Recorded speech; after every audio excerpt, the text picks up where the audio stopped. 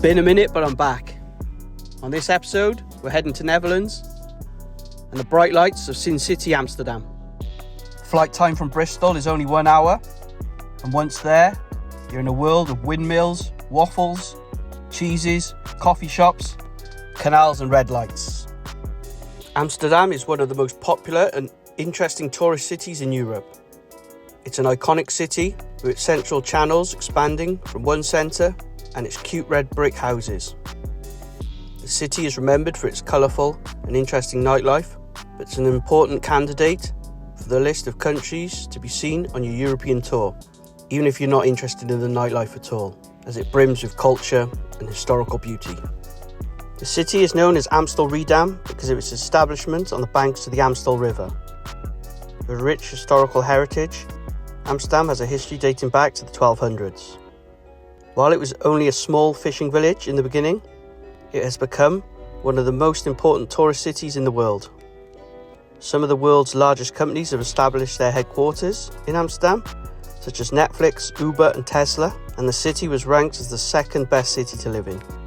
Amsterdam's main attractions include its historic canals, the Rayong Museum, the State Museum with Dutch Golden Age art, the Van Gogh Museum, Dam Square and the former City Hall.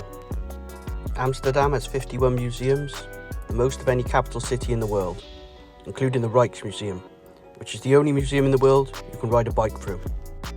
As in most European countries, the currency of the Netherlands is the euro. Amsterdam counts 850,000 inhabitants and more than 170 nationalities.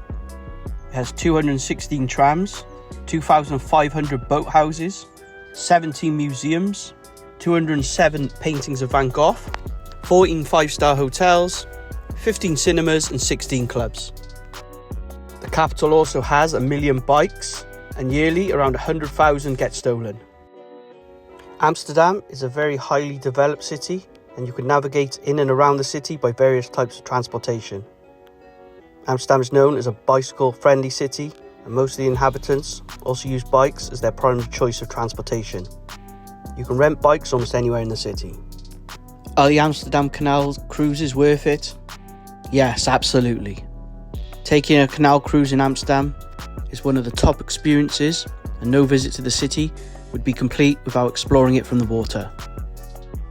There are 3 places: Damrak, close to Amsterdam Central Station, near Anne Frank's house, and the Rayong Museum. Some locals actually live in the houseboats on the canals of Amsterdam, with inhabitants having turned the famous barrages into their living rooms.